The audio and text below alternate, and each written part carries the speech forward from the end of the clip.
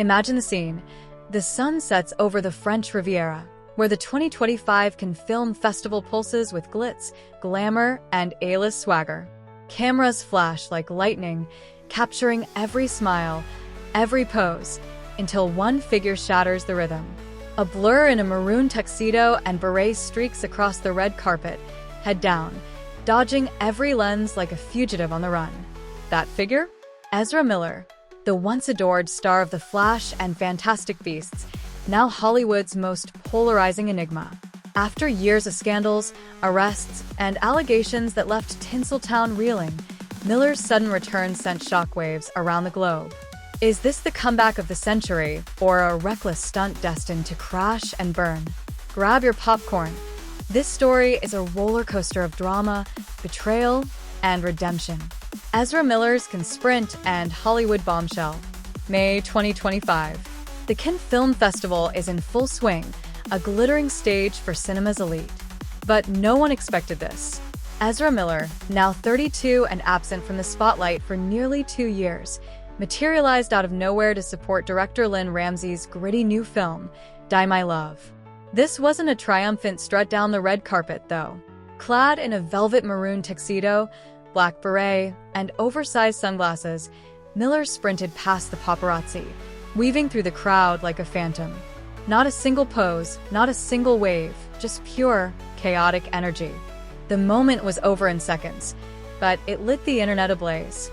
Days later, on June 19th at the Filming Italy's Sardegna Festival, Miller dropped a bombshell in a cryptic interview with Italian outlet Lo Speciale Giornale. I'd say on tentative grounds, they said, their voice low and measured, when asked about a Hollywood comeback. I came to Cannes to support one of my closest friends in the world, Lynn Ramsay, who I believe is one of the greatest living filmmakers, period. Then came the kicker. Miller revealed they're co-writing a new film with Ramsay, a project that could mark their return to the silver screen.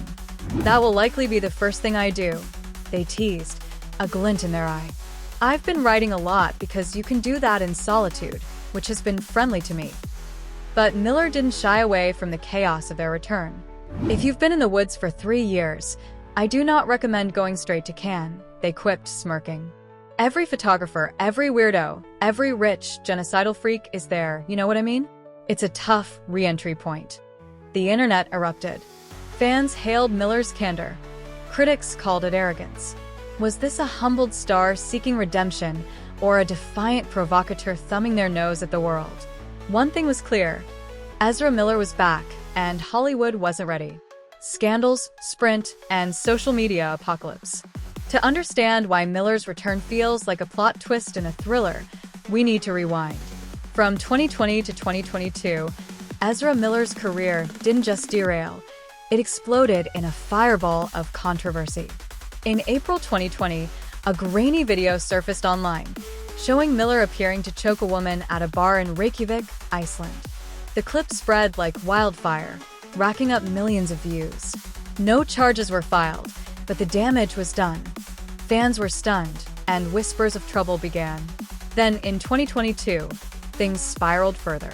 Miller was arrested twice in Hawaii. First for disorderly conduct and harassment after a bizarre outburst at a karaoke bar, then for alleged assault after reportedly throwing a chair at a woman. Mugshots flooded the internet, turning Miller into tabloid fodder. But that was just the beginning. Allegations of grooming rocked the headlines, with parents claiming Miller had inappropriate relationships with minors. One case involved an 18-year-old activist named Tokata Iron Eyes, whose parents accused Miller of manipulation. Another claimed Miller had befriended a 12-year-old child, raising red flags. Then came reports of Miller housing a young mother and 3 children at their Vermont farm, allegedly surrounded by unsecured guns and marijuana. Miller denied many accusations, calling them unjustly and directly targeted by manipulative individuals. Some claims, like the grooming allegations, lacked substantiation or resulted in no charges, but the court of public opinion had already convicted them. By 2023, Miller had vanished. Their roles in Fantastic Beasts and the DC Universe seemed dead.